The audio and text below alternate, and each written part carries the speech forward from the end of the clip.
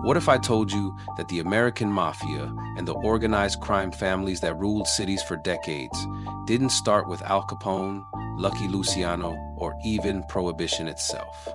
Because before Capone became the king of Chicago, before the five families took over New York, there was one man who built the foundation of organized crime in America.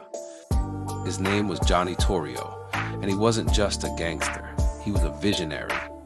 He didn't just run rackets, he designed them. And the underworld we know today, well, that was pretty much his blueprint. Johnny Torrio was the criminal mastermind who transformed street gangs into an empire. A man who saw the true power of organized crime long before anyone else. He built Chicago's bootlegging empire, introduced the business model for the modern mafia, and most importantly, he trained the next generation of gangsters, including a young Al Capone. But the story of Torrio isn't just about crime, it's about power, strategy, and the birth of the American gangster. So how did a quiet, well-dressed man become the godfather before the mafia even had a name? Let's take a quick look. John Torrio was born in Italy, 1882.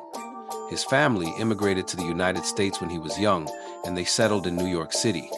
This is where Torrio's criminal career began before moving to Chicago. Before Torrio, crime in America was messy. Street gangs fought over neighborhoods, and violence often got in the way of profits. Torrio changed all that. He believed in structure, alliances, and running crime like a business. He formed partnerships with other gangs, negotiated territory, and even set up an early version of a crime syndicate. His philosophy? Violence should be a last resort, because dead men don't pay tributes. This approach became the gold standard for organized crime, influencing everything from the mafia's five families to modern-day cartels. In 1920, Prohibition turned alcohol into America's most profitable illegal product. And Torrio, he saw the opportunity. While others were still running petty crimes, Torrio bought breweries, bribed politicians, and set up an entire underground alcohol network. He built an empire, one so big that it controlled nearly every drop of illegal liquor in Chicago. Torrio wasn't the face of the operation. He needed muscle. And that's when he brought in a young, ambitious street thug named Al Capone. Capone wasn't just Torrio's enforcer, he was his student. Torrio taught him how to run an empire, how to use politics to shield crime, how to make murder strategic, not reckless.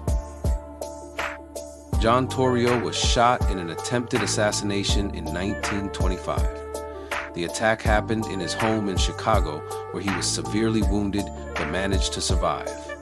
This assassination attempt was orchestrated by rival gangsters, likely due to his association with Al Capone and his leadership within the Chicago outfit. After surviving the attack, Torrio decided to retire from the criminal underworld.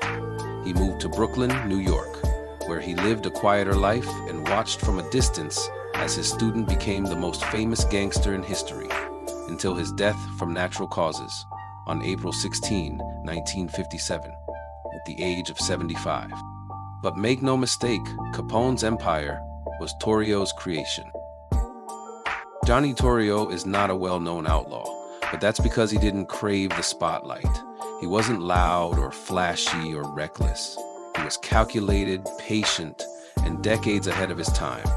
And when we talk about the American gangster, we should remember one thing. He wasn't born in the street, he was built in the mind of Johnny Torrio. Want more stories about the real outlaws who built America? Hit that subscribe button. Drop a comment on which gangster we should cover next, and stay tuned because we're just getting started. As always, thanks for watching, and I hope you learned some.